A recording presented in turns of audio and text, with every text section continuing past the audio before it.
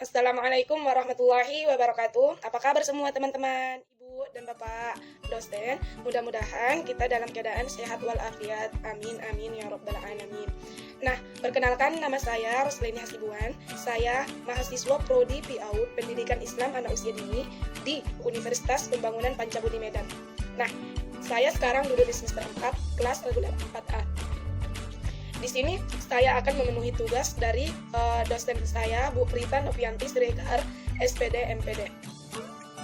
Dengan mata kuliah Perencanaan Pembelajaran Anak Usia Dini. Nah, di sini saya akan menjelaskan apa itu pengertian dari perencanaan pembelajaran anak usia dini, manfaat dari perencanaan pembelajaran anak usia dini, dan apa tujuan dari perencanaan pembelajaran anak usia dini tersebut. Nah, di sini saya akan menjelaskan apa itu pengertian dari perencanaan pembelajaran anak usia dini. Menurut Kamus Besar, perencanaan adalah berasal dari kata dasar rencana yang artinya konsep, rancangan atau program dan perancangan berarti proses, perbuatan, cara merencanakan. Selain itu, rencana dapat diartikan sebagai pengambilan keputusan tentang apa yang harus dilakukan untuk mencapai tujuan. Oleh karena itu, proses perencanaan ini harus dimulai dari penetapan tujuan yang akan dicapai melalui analisis kebutuhan serta dokumen yang lengkap. Menurut saya, perencanaan pembelajaran ini adalah pemikiran atau proses kegiatan yang dilakukan oleh seorang pendidik untuk sebelum melaksanakan pembelajaran di kelas. Jadi, dapat saya simpulkan bahwa perencanaan pembelajaran menurut saya adalah pemikiran atau proses kegiatan yang dilakukan oleh seorang pendidik sebelum melaksanakan proses belajar mengajar di dalam kelas. Jadi teman-teman, memiliki profesi sebagai guru yang profesional tidaklah mudah, karena sebagai seorang guru kita menanggung tanggung jawab yang besar dalam mendidik peserta didik. Maka dari itu, sangat diperlukan perencanaan sebelum kita mengajar atau sebelum kita melakukan proses belajar mengajar. Kita harus memikirkan langkah-langkah perencanaan dalam proses belajar mengajar supaya materi yang kita sampaikan kepada peserta didik tidak mengalami kekacauan atau dengan sebutan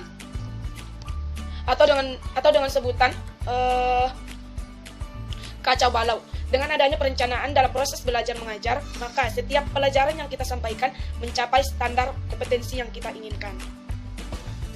Nah, yang ketiga teman-teman, di sini saya akan menjelaskan apa tujuan dari perencanaan pembelajaran anak usia dini. Nah, tujuannya yang pertama, bagi para tenaga pendidik akan merasa lebih mudah dalam memberikan materi kepada anak-anak. Tentu sudah jelas ya teman-teman. Karena apabila kita sudah merencanakan pembelajaran kepada anak, maka materi yang kita bawakan itu akan lebih mudah, dan si anak pun akan lebih mudah menangkap apa yang kita sudah ajarkan. Berbeda dengan kita tidak ada perencanaan, besok tidak ada perencanaan langsung mengajar gitu kan. Itu akan sangat berbeda dengan apa? Dengan sesuatu yang kita sudah rencanakan. Adapun penyusunan rencana belajar program pendidikan anak usia dini dilakukan beberapa langkah. Pertama, menentukan aspek dan indikator perkembangan anak. Dan yang kedua, menentukan topik ataupun tema. Yang ketiga, menentukan materi apa yang harus kita sampaikan. Dan yang keempat, menentukan kegiatan apa saja hari ini yang mau kita laksanakan. Dan yang kelima, menentukan alat dan bahan, alat apa saja yang harus kita gunakan dan bahan apa saja yang harus kita gunakan. Dan ini dipersiapkan sebelum dimulainya pembelajaran. Dan yang keenam, menentukan pencatatan. Nah, setelah kita melakukan ini semua, kita harus menentukan pencatatan ataupun hasil dari apa yang sudah kita ajarkan. Nah, jadi teman-teman, kesimpulannya, kegiatan perencanaan pembelajaran di PAUD sangat penting untuk menentukan arah dari proses pembelajaran agar tercapainya tujuan yang kita inginkan sebagai pendidik. Penggunaan strategi dan metode pembelajaran yang beragam serta melibatkan anak secara langsung dalam kegiatan pembelajaran akan memberikan pengalaman belajar yang efektif dan efisien bagi anak. Sebelum saya sudahi presentasi saya mengajak semua adik-adik ataupun bunda-bunda sekalian untuk kuliah di Universitas Pembangunan Pancabudi Medan. Nah, di sini saya akan membacakan sejarah singkat Universitas Pembangunan Pancabudi Medan. Tahun 1956, Yayasan Prof. Dr. Haji Kadirun Yahya mendirikan Sekolah Tinggi Metafisika berdasarkan Akte Notaris nomor 97. Tahun 1956, tanggal 27 November 1956 terdaftar di Departemen Perguruan Tinggi dan Ilmu Pengetahuan nomor 85. Nah, tahun 1961, Sekolah Tinggi Metafisika berubah menjadi Universitas Pembangunan Pancabudi Medan atau disebut dengan UNPAD, dan tanggal 19 Desember 1961 ditetapkan sebagai tanggal berdirinya Universitas Pembangunan Pancabudi Medan. Nah, tahun 1977 berdiri Pertamanan dan terdapat di Departemen Pendidikan dan Kebudayaan. Pada tahun 1985 berdiri Fakultas Teknik dan Fakultas Tarbiyah, berstatus terdaftar berdasarkan Surat Keputusan Menteri Pendidikan dan Kebudayaan nomor 114/1989 tanggal 1 Maret 1989 untuk Fakultas Teknik. Pada tahun 1998, Fakultas Teknik membuka program studi pendidikan komputer untuk jenjang pendidikan program strata 1 dan program studi teknik komputer. Baiklah teman-teman, di sini saya akan menjelaskan apa manfaat dari perencanaan pembelajaran anak usia dini bagi guru. Pertama, manfaatnya adalah memudahkan dalam memprediksi keberhasilan. Nah, jelas, apabila seorang guru melakukan perencanaan pembelajaran, maka diprediksikan hasil tersebut, sesuatu yang kita rencanakan itu akan berhasil. Yang kedua, alat pemecahan masalah. Nah, kalau kita melakukan perencanaan terlebih dahulu, maka ini termasuk dari pemecahan masalah. Yang ketiga, memudahkan dalam penyampaian materi. Nah, jelas karena perencanaan pembelajaran ini sebelum kita melaksanakan pembelajaran di dalam kelas, kita sudah merencanakan apa yang harus kita ajarkan pada anak didik kita. Dan yang keempat, pembelajaran dapat berlangsung sistematis. Jelas ya. Dan yang kelima, perencanaan pembelajaran dapat berproses belajar mengajar secara teratur. Nah, jadi kita kalau sudah merancang pembelajaran tersebut akan teratur apa yang harus kita ajarkan kepada anak.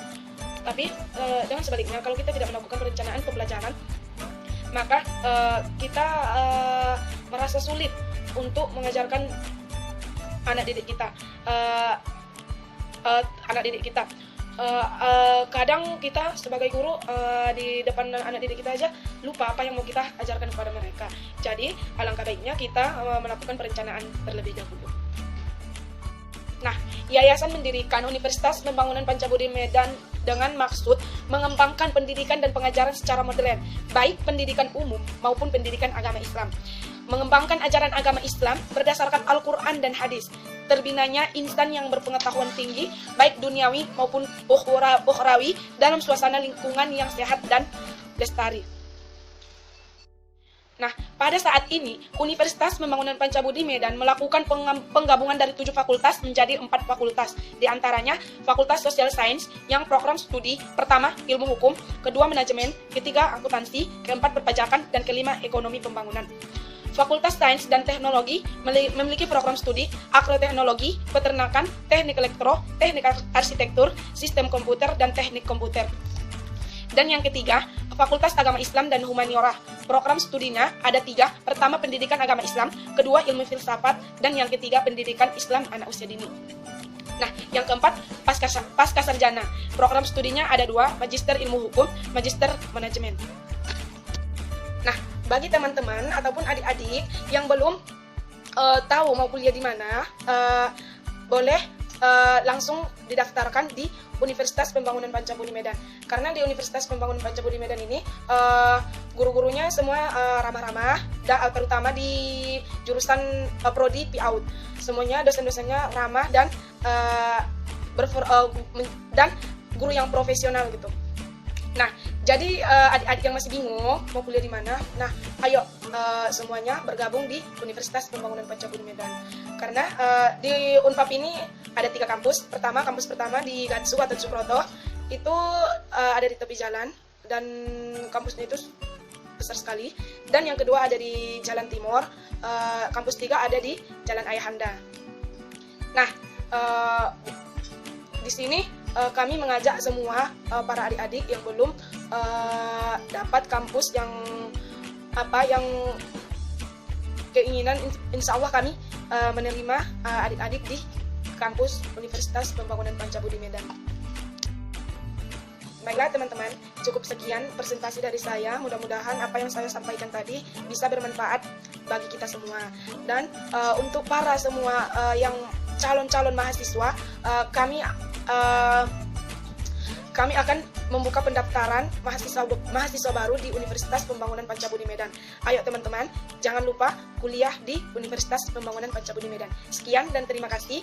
Kurang dan lebihnya saya mohon maaf. Wabillahi taufiq wal hidayah. Assalamualaikum warahmatullahi wabarakatuh.